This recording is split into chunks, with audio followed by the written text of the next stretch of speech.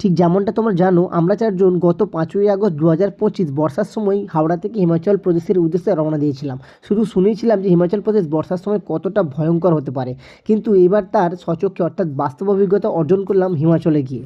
Very bad morning. Chandigarh থেকে ভোর ৫টা থেকে রওনা দিয়েছিলাম মানালির উদ্দেশ্যে, কিন্তু আমরা মান্ডি থেকে প্রায় ১৪ কিলোমিটার আগে এসে আটকে গেলাম।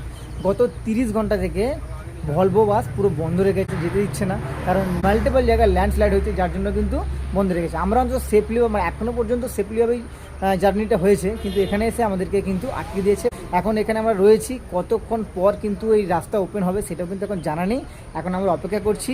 যে লোকেশানে আছি এটা হিমাচল প্রদেশের মধ্যে মান্ডির ১৪ কিলোমিটার আগে।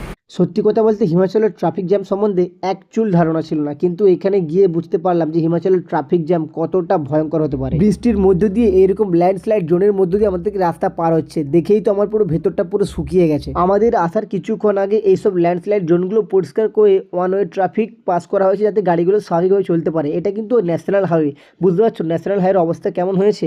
একদিকে খাই তো একদিকে রাস্তা পুরো কাদা পাথর হয়ে অবস্থা শেষ।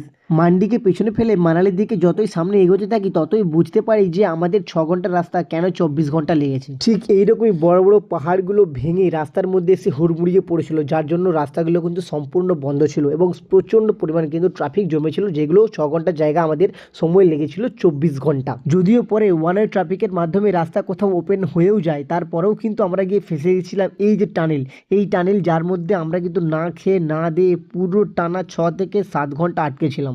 এই যে টানেলের ভেতরে ট্রাফিকটা দেখা যাচ্ছে, এই ট্রাফিকটা পুরো টানেল জুড়ে, টানেলটা প্রায় নেই করে ৬ থেকে ৭ কিলোমিটার লম্বা, আর এই ৬ থেকে ৭ কিলোমিটার লম্বা ট্রাফিক একদিকে পুরো টানা ৬ থেকে ৭ ঘন্টা পুরো আটকে ছিল। তারপরে কিন্তু আমাদের এই দিকে ট্রাফিকগুলো ছাড়া হয়েছিল। টানেল থেকে ট্রাফিক ছেড়ে কখন বেরিয়েছি খেয়াল ছিল না, তখন ঘড়িতে সময় দেখি বাজে রাত্রি ৩টে, আর খাবারের খোঁজে আমরা হোটেল ঘুরছি, কিন্তু কোথাও আর খাবার পেলাম না।